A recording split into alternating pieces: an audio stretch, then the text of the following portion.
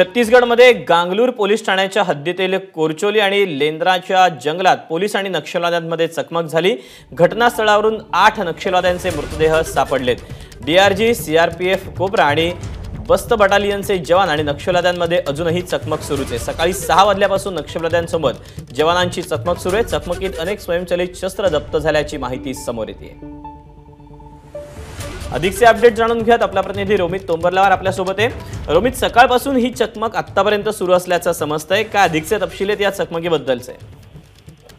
दीपक, जी आगामी लोकसभा निवडणूक आहे त्या पार्श्वभूमीवर ही मोठी कारवाई मानली जाते। मागील काही दिवसाआधी सुद्धा बिजापूर आणि महाराष्ट्र आपल्या छत्तीसगडच्या बॉर्डरवर जे आहे मोठी चकमक उडाली, त्यामध्ये 4 नक्षल्यांना कंठस्नान घालण्यात मोठं यश आलं होतं। सोबतच गडचिरोलीमध्ये देखील मागच्या आठवड्यामध्ये सुद्धा मोठं चकमक झालं, जे तेलंगणावरून महाराष्ट्रात सीमेवरून जे आहे छत्तीसगडला जात असताना गडचिरोली पोलिसांकडनं त्या भागामध्ये चकमक उडाली होती, ज्यामध्ये 4 नक्षली जे आहेत त्यांना सुद्धा कंठस्नान घालण्यात मोठं यश आलं। आणि आजची जी मोठी घटना आहे, गांगलूर जो बिजापूर जिल्ह्यातला गांगलूर पोलीस स्टेशन तिथला जो कोरचोली या भागामध्ये जे आहे सकाळी 6 वाजल्यापासून जे आहे मोठी चकमक उडाली होती, ज्यामध्ये सकाळच्या दरम्यान जे आहे सर्चिंग ऑपरेशन मध्ये 4 जे मृतदेह आहे नक्षल्यांचे ते आढळले होते। मात्र आताचे जर अपडेट बघितलं तर ते अजून वाढून 8 नक्षल्यांचे जे डेड बॉडी जे आहेत ते आता अस्तित्वात करण्यात डीआरजीएफ आणि